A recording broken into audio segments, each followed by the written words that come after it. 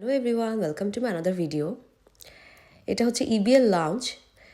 EBL sky লাউঞ্জে আমি কি করছিলাম সেটার একটা ক্লিপ।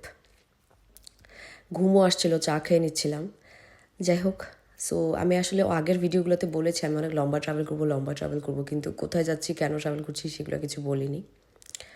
সো আমরা প্লেনে উঠে পড়লাম। আমরা নিয়েছিলাম থাই এয়ারওয়েজের টিকিট।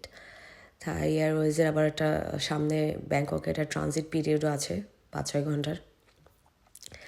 সো বোর হতে হতে আমরা একটু স্কিন কেয়ার করে নিচ্ছিলাম, আমি আর আমার হাজব্যান্ড। শেষমেশ কোথায় যাচ্ছি এটা জানতে হলে ভিডিও শেষ পর্যন্ত দেখুন। আসলে প্লেনে করার মতো কিছু নেই, সারাক্ষণ নিজেরা আস্তে আস্তে গল্প করা ছাড়া, খাওয়া দাওয়া করা ছাড়া, আর উইন্ডো ভিউ এনজয় করা ছাড়া আমার মনে হয় না কিছু করার আছে। যাই হোক, তো শেষমেশ ব্যাংককে চলেই আসলাম।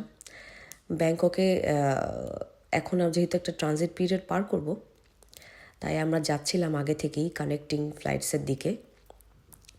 ওখানে গিয়ে একবারে আমরা ওয়েট করব নেক্সট ফ্লাইটের জন্য। এখানে আমি এত বোর হয়েছি কি বলবো। যাই হোক, তো বোর হতে ভাবলাম একটু খাওয়া দাওয়া করে আসি। আমার হাজব্যান্ড বললো পিৎজা খাই, থাই পিৎজা অনেক ভালো, মজা হয়। আমরা থাইল্যান্ডে আগেও গিয়েছিলাম। ওই ভিডিওসগুলো অবশ্য আপলোড করা হয়নি, কোনো এক সময় পারলে আপলোড করে দিব। এই পিৎজাটা তো সেই ছিল, এটা অনেক মজার একটা পিৎজা ছিল।